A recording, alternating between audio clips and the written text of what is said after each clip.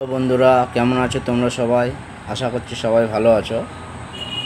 তো তোমাদেরকে দেখাবো আজকে একটা গাড়ি। সকালে দেখেছিলাম একটা ম্যাক্সো গাড়ি খুলেছিলাম, এই গাড়িটা। তো এই গাড়িটা ইঞ্জিনটা লক হয়ে গেছে।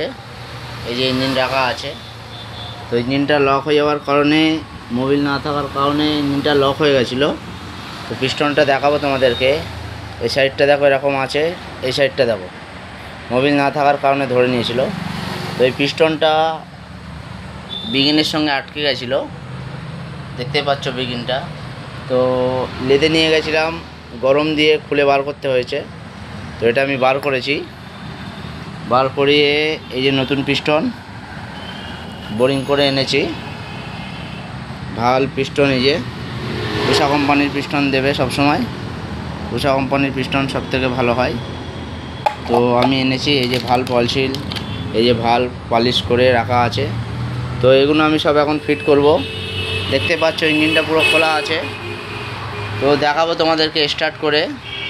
তো বন্ধুরা, প্লিজ তোমরা সবাই মোবিলটা চেক করেই চালাবে, না হলে এরকমভাবে লক হয়ে যেতে পারে। তো সেই কারণে রিকোয়েস্ট তোমাদের কাছে, তোমরা গাড়ি চালাবে মোবিলটা অবশ্যই চেক করে কিলোমিটার হিসাব করে চেঞ্জ করবে। স্কুটি গাড়ি 1000 থেকে 1500 কিলোমিটারে মোবিলটা ফেলে দেবে, তাহলে ইঞ্জিন সবসময় ভালো থাকবে, কোনো সমস্যা হবে না। দেখা হচ্ছে নেক্সট ভিডিও।